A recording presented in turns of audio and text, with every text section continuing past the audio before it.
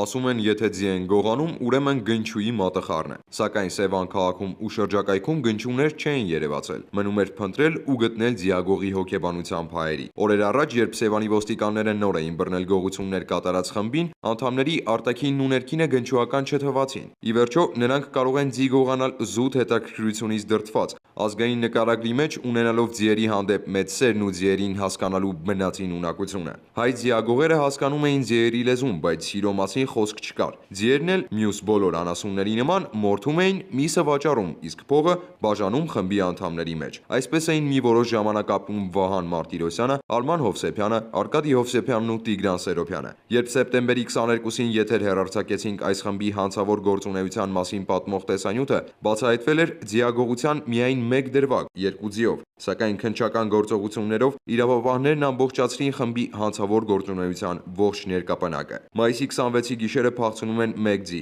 հունիսի 9-ի գիշերը 2 ձի, հուլիսի 3-ի գիշերը հասել են Ճամբարակ ու այնտեղից գողացել 2 ձի, հուլիսի 14-ի գիշերը կրկին Ճամբարակից 2 ձի։ Խումբը միայն ձիերով սահմանափակվել չէր կարող, քանի որ ձիասիրության մասին խոսք չկար։ Հուլիսյան մի գիշեր գողացան գառ, օգոստոսի 2-ին ցլիկ ու 1 հորթ։ Ավելին, խմբին հետաքրքրում էին ոչ միայն անասունները։ Փետրվարին գողացել էին դիտահորի 3 կափարիչ, հուլիսին էլեկտրական 2 շարժիչ ու կացայի գազայրիչ։ Մի խոսքով, գողանում էին հնարավոր ամեն բան, ինչից կարելի էր փող սարքել։ Նախաքննությունը շարունակվում է։ Արմեն Հովսեփյանն ու Վահան Մարտիրոսյանը կալանավորված են։ Արկադի Հովսեփյանն ու Տիգրան Սերոբյանը ստորագրությամբ բաց են թողնվել։ Կա ևս 2 անձ, որոնք կասկածվում են խմբի հետ հանցավոր կապի մեջ։ Նրանց նկատմամբ որպես խափանման միջոց է ընտրվել ստորագրությունը չհեռանալու մասին։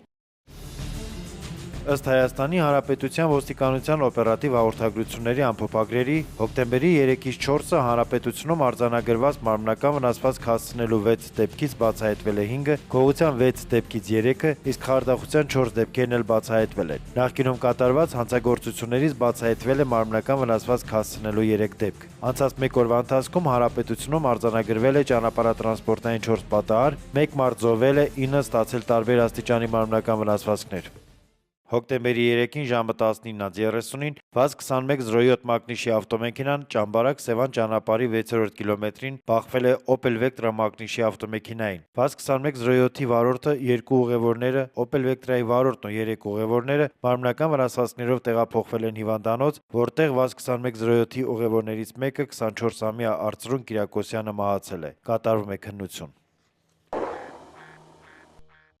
Հոկտեմբերի 1-ին ժամը 2:30-ին ներեգալ 2011 կանխարգելիչ միջոցառումների շրջանակներում ոստիկանության Զվարթնոց օդանավակայանի գծային բաժնի քրեական հետախուզության բաժանմունքի ծառայողները Դոնեցկ-Երևան չվերթի ժամանումից հետո բերման ենթարկեցին 1975 թվականին ծնված Ալեքսանդր Հայրապետյանին, որը Պաշտպանության նախարարության ռազմական ոստիկանության կողմից 2006 թվականի հունվարի 1-ից հետախուզվում էր Հայաստանի Հանրապետության քրեական օրենսգրքի 362 հոդվածի առաջին մասի հատկանիշներով, այն է դասալքություն։ Ալեքսանդր Հայրապետյանը հանձնվել է Պաշտպանության նախարարության ռազմական ոստիկանության աշխատակիցներին։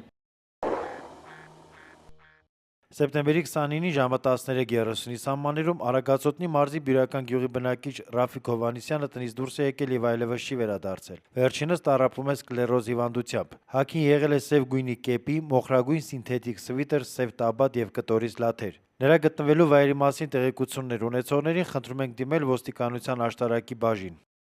Ոստիկանության Մալաթիայի բաժնի կողմից որպես անհայտ կորած որոնվում է 1960 թվականին ծնված Խաչիկ Դանիելյանը։ Նրա արտաքին նկարագիրն է, հասակը 150-160 սմ, գերկազմվածքով։ Հագին եղել է մուգ ջինսետաբատ, մուգ վերնաշապիկ։ Խաչիկ Դանիելյանի գտնվելու վայրի մասին որևէ տեղեկություն ունենալու դեպքում խնդրում ենք դիմել ոստիկանության Մալաթիայի կամ մոտակա բաժին կամ զանգահարել 39 97 74 կամ 39 02 02 հեռախոսահամարներով։